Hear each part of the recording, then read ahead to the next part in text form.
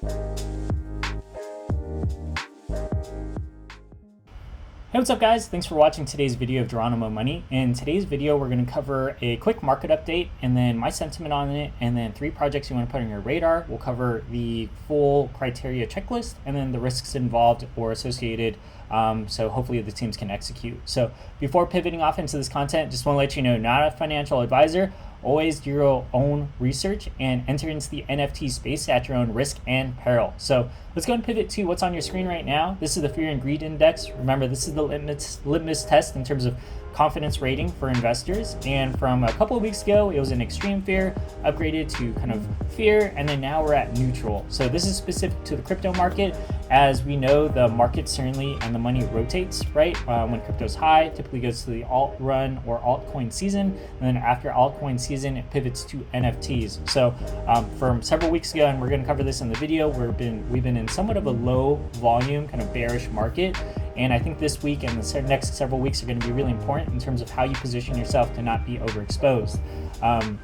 Now pivoting to the OpenSea analytics, this is specific to volume for OpenSea in the secondary market, right? Just from my commentary earlier, somewhat of that low at 50 million in terms of transaction per day. And then we see here, this is like the Bored Ape Yacht Club. This is the Ape coin release. So we had a jump in terms of volume. And then over these past several days, there's a few events happening that really drove the catalyst. Number one is NFT LA and some of these projects going out and meeting and introducing themselves in real life.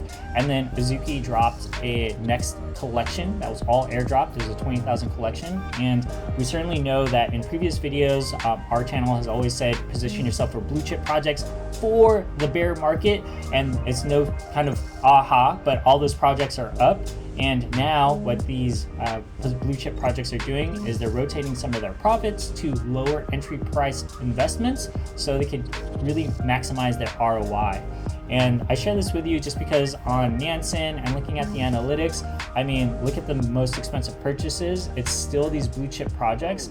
And whether this is a new investor or they're going through, right? It's Azuki, it's CryptoPunks, it's Bored Ape Yacht Club. A lot of people like to keep the money in the market as there's so much volatility going on in crypto, in the housing market, as well as the United States domestic. So my thesis and my sentiment is still we're somewhat of in this tightrope dance between bull and bear market. I'm still positioning my Azukis and my blue chip projects, and I'm also trying to identify any projects that are going to do a nice swing. Think of projects that are going to have an AMA hovering around the 2 or 3 floor price, that have secondary or third collections. So that's what I'm positioning myself for. And just to take a step back in terms of macro level, don't get so much into the weeds as you're looking at next project or your current projects, but just think about the technology and why people join the NFT space in general, right? There's a lot of things on the wall right now in terms of Web 2, Fortune 100, Fortune 50 companies joining the Web 3 space. And really depends on how you position yourself right now. And it's no secret that 95% or 90% of the projects won't make it. So just make sure that you're positioning yourself accordingly. I'm sharing this with you just because Gap is partnering with another Dapper Dan, so they could enter into the NFT space.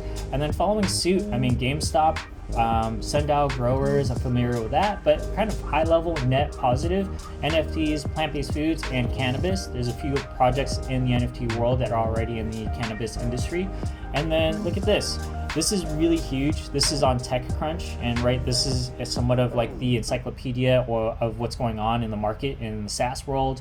And this is just really huge. If you have an ear to the ground on this, I always keep track of like Y Combinators and what they're doing. And it's no secret that these Y Combinators had a boost in really companies pitching VCs, and the technology is specifically behind crypto, blockchain, and a lot more NFTs. So if you're looking for like new technology to help equip your investing game, I always like to look at what's going on at the base level, follow and reach out to the team, or even read out a white paper in terms of what the actual software and technology does to help invest or help me not be overexposed. So the reason I share this with you is because this is Y Combinator, NFTs, and DeFi. So Anderson Horowitz, Salesforce, as Facebook or Meta are pivoting to Web 3.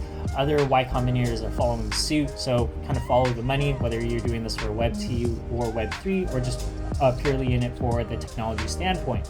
And then, right, Visa, this was just released 2 days ago. Visa launches NFT program as it considers the digital art a new form of e-commerce. And last year, and this is pretty wild, right? Visa bought an NFT for $150,000. They bought a CryptoPunk.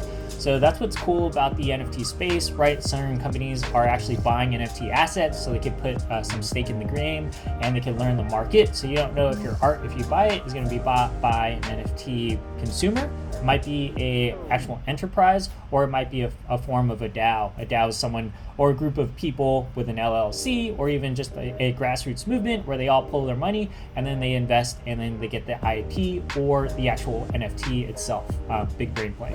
So also Qualcomm, they just entered into and announced this. I believe this article was released a couple of weeks ago. Qualcomm's joining the space, and then we featured this as well, but Samsung is also positioning for NFT plasma TVs. We've seen this in featured videos where people are flexing on people in their actual real estate home, and they're like, hey dude, check out this Fidenza, check out this, Beeple, check out this Azuki or Coolcat.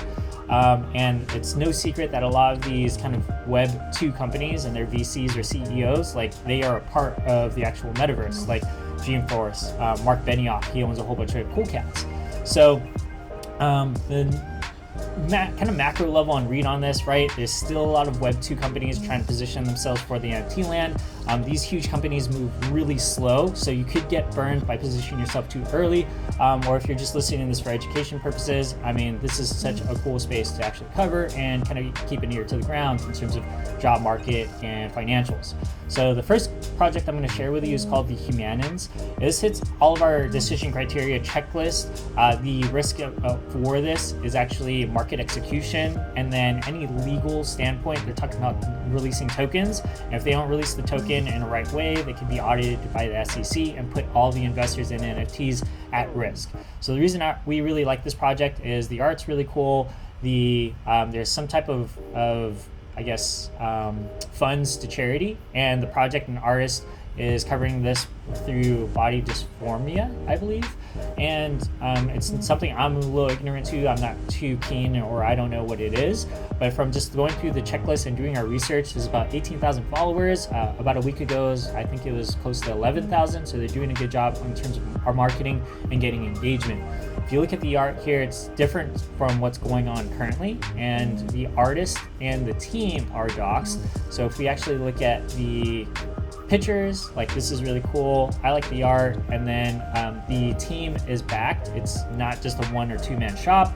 And if you look at these pictures, there's like no kids on here. Nothing wrong with a young kid running their project. There's a lot of people doing it, but I just kind of think of long-term investments and people that know how to run a P&L or might be doing decision by committee, right? The only risk also on this is going through the actual Discord. I didn't see any of the founders or team. They didn't have any blue chip profile pictures. Not saying you have to have one, but there might be some exposure in terms of just like market space and kind of how they build their model. So this project's going to be dropping at the end of April. The mint price is still TBA. They said they're going to release this in about a week prior to mint. And the roadmap includes, they're going to be building stuff in the NFT metaverse. They're going to be doing merch. They're going to be dropping a second collection in 3D. And then they're also going to be doing charities involved with that. So definitely a cool roadmap. It's not too complex. Kind of once again, risk is execution, marketing, and then making sure that they have and drive enough community engagement within their Discord. Second project I'm going to cover is called Third Eye Club. Heard about this. Been still trying to get into Discord here, but look at this actual roadmap. I heard about it, and this was also featured. If you're a Carrefour holder, there's a giveaway for this currently and being run. But it looks like their project is in the roadmap isn't too crazy. There's 3 phases. There's going to be the actual NFT collection. It's about 9,333. The funds, there's some type of weekly selections from artists, and the creators funds will build and support community members that might be releasing their own projects. And the third is some merch. And then fourth, there's a airdrop, and it looks like it might be some like mutant ape serum type, but there is speculation there might be another collection. I wish I was in the actual Discord to figure out what everyone's talking about. And then there's the fifth pillar, which is like the art and the lore. The reason why I really like this project is because looking at their actual social media, they're doing a great job of social engagement. They're followed by other people. And then if you look at the art itself, it has like crypto goons vibes. It's hard lines and like really clean. The only thing I see in terms of a risk for this is not being inclusive. Like if you're a girl and getting this, it doesn't look like really cute, or we have no idea what that looks like. We have to keep eye on their actual social media. They did a really good job in terms of production value, in terms of their trailers and what they're covering. And from someone of the team, I don't really know too much about their team. I'm still trying to do more research. So if you could get in this, put your notifications on and try to join their Discord, maybe hit me up and let me know what I'm missing. And then the third project I want to cover, this is a Docs team. The Docs artist, I don't know if I'm saying it correctly, but it's Isekai Meta. And I get Totoro vibes of this. I really like the movie for that. And if you look at the art here and what the fan art submissions are, it's this really cool anime kind of feature and art project and style. The reason I like this is because from what I've seen, they're being collaborated with a lot of cool other communities. And from that, with Izuki really going on this crazy run at 24 Ethereum, and then their second collection being at 4 Ethereum, a lot of people are trying to get into another anime project, which is my thesis or speculation.